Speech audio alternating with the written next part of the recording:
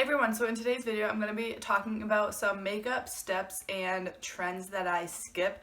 So these are steps in my makeup routine that I tend to skip over and just feel like they don't really work for me, or I just don't like the way they look on me. So I did see a couple other YouTubers do this, and it definitely isn't my own original idea. I was inspired by some other creators, so just know it's not my original idea, but I just thought it would be fun to talk about some of the makeup steps and trends that I skip. So let's just go ahead and get straight into the video.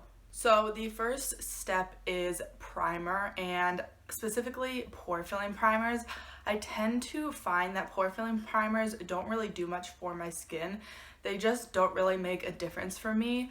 I find that I do have larger pores, but pore filling primers just don't really help me as much as I find hydrating primers do.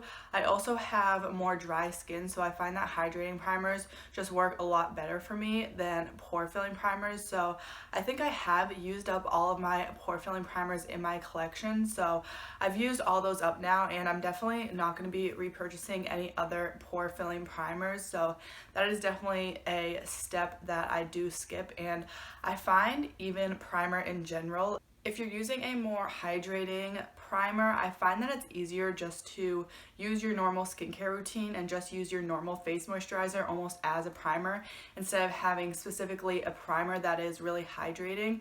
I mean, it kind of is a similar thing, whether it's a hydrating primer or like your morning skincare moisturizer. So I find that a primer just isn't really necessary for me. The next step is baking, and I find that baking is just very heavy. I understand it for more full glam looks, just to help your makeup stay on longer and to really last throughout the day, but since I have dry skin especially, I feel like baking is just too much product for my skin to handle, and it just ends up looking sort of dry and crusty. So baking might be a really good technique for you if you have more oily skin, because it's really good to control the oils. But since I have dry skin, I tend to use the least amount of powder as possible. So really, most times I do my makeup, I'm only setting my face with powder very lightly under my eyes and in my T-zone, where I tend to get a little bit oily.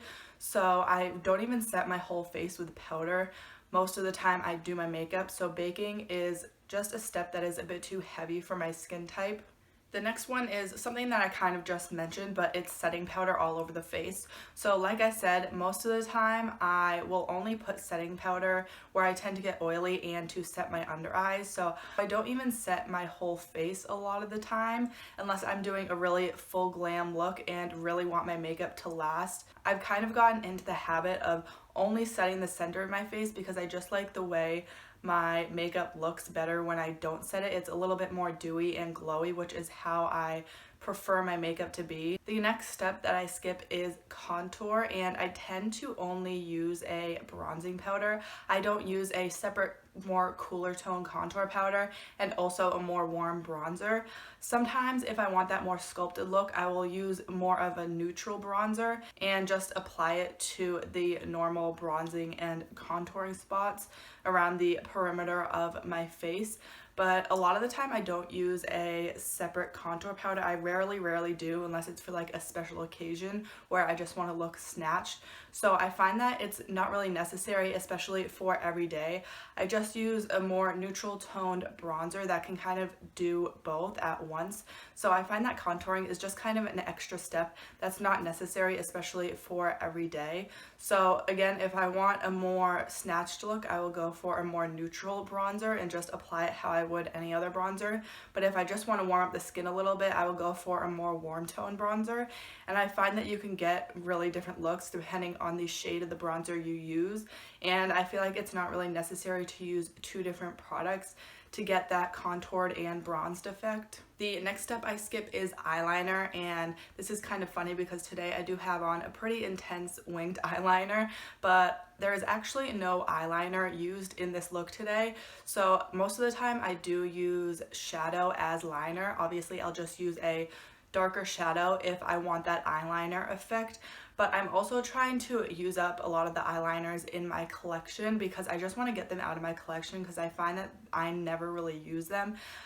I rarely apply eyeliner, even a shadow liner, especially for everyday looks. I tend to just not do it because I feel like it's just an extra step. If I want to be a little bit more glam, then I will apply a little bit of eyeliner or shadow liner if I want that kind of effect. But I find from day to day, it's not really a necessary step for me, and I never really use an actual eyeliner pencil. If I am doing eyeliner, like I said, I'll just use a deeper shadow. The next step that I kind of skip depending on the occasion and the circumstances is bottom lash mascara. So really for everyday looks, and obviously the looks I do every day are a lot more natural. So I will only put mascara on my upper lashes. I won't put them on my lower lashes just because I feel like it's an extra step usually every day. If you're just doing a minimal look, you kind of just want to be quick and get it over with. So I find that I like applying mascara only on my upper lashes, especially for more natural looks. And also sometimes I find when I apply mascara to my bottom lashes, by the end of the day, it'll be kind of smudged or flaky and it won't look good by the end of the day. Maybe that's because I just haven't found a good mascara. Let me know your favorite cruelty-free mascaras down below in the comments, because I'm trying to find a really good holy grail mascara and I've tried a few, but there's none that I really love. But I do tend to only apply mascara on my upper lashes on my more natural days, especially. Obviously if I'm doing a full glam look, I will apply it to both my upper and bottom lashes just to kind of even out the eyes a little bit. So like right now I do have on bottom lash mascara and top lash mascara because this is a little bit of a heavier look. And the last step that I skip is false lashes. I have tried to apply or applied false lashes a couple times, probably only a couple times in my whole life really, but I find that's just a really extra unnecessary step and it's a very tedious process. I'm sure if I practice it a lot more, I could apply them a lot faster, but I feel like it's just an unnecessary step, especially for everyday, more natural looks, which obviously are the looks I do more often. I feel like false lashes are just too much, and the only time I would really wear false lashes is when I'm doing a more glam look. Maybe for like special occasions I would wear them, but false lashes are just, I find, too much for me and just an extra step. And even if it is a special occasion, I tend to not apply false lashes anyways because I feel like I'm gonna mess them up because I rarely do them. I find that my lashes aren't too bad on their own just with normal mascara applied. I do have not really long lashes, but decent length lashes, so I'm fine with just wearing mascara and no false lashes. But that is it for today's video. I really hope you guys enjoyed this video. Let me know down below in the comments what kind of makeup steps and trends that you skip in your makeup routine, and if you did enjoy this video, make sure to give it a thumbs up.